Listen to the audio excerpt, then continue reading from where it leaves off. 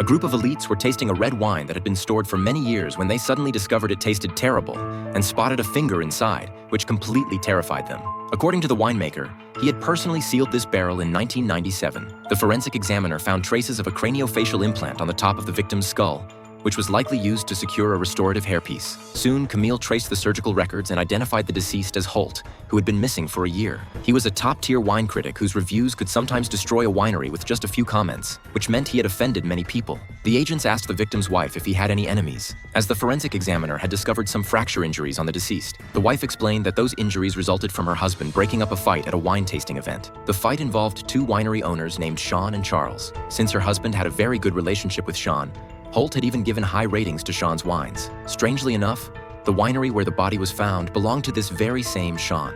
As for the reason behind the fight, it was because Charles had been producing cheap red wine near Sean's winery. The agents then questioned Charles, who confirmed what the victim's wife had said. However, Charles claimed that Sean was actually the more likely suspect because the deceased had an affair with Sean's wife. If Sean had discovered them together, he might have killed the victim in a fit of rage. Meanwhile, the forensic examiner found a slight fracture on the skull, and combined with the bleeding point beneath the fracture, this injury was very likely the fatal blow from the killer. The agents quickly located Sean's wife and asked whether she had a sexual relationship with the deceased. When she tried to deny it, the agent determined from the child's facial features that Holt was indeed the biological father. The woman had no choice but to admit it. The agent suspected that Sean might very well be the murderer. Just then, Sean suddenly returned home. Unexpectedly, he demanded that the two agents leave immediately and firmly stated that they wouldn't say anything without a lawyer present. Meanwhile, Hodgins extracted arsenic components from the victim's clothing and wounds. Although the concentration wasn't lethal, it reminded him that the victim's wife worked as a carpenter. Arsenic is most commonly used for dyeing and wood preservation, and once this substance gets on something,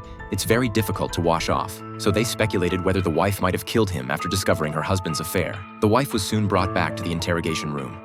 Facing the agent's questions, she admitted their marriage had problems and that she knew her husband wasn't faithful. However, she also insisted she would never kill anyone because she was traveling in Europe at the time and had no opportunity to commit the crime. Even for the sake of their unborn child, killing Holt wouldn't have benefited her at all. Good news came from the lab. When examining the victim's injuries, the forensic examiner discovered that if these fracture points were connected, they formed a perfect circle.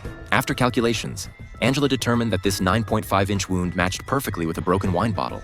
In other words, the killer must have first struck the victim's head with the wine bottle, then stabbed the broken bottle into his chest. Hodgins then compared the wine bottle produced by Sean's winery with the glass fragments found earlier, and their textures were completely identical. However, when he tested the glass fragments, the results showed they contained dolomite and magnesium oxide, which weren't present in the authentic bottles. This meant the wine bottle used as the murder weapon was a counterfeit product. Someone had packaged cheap wine in high-quality imitation bottles.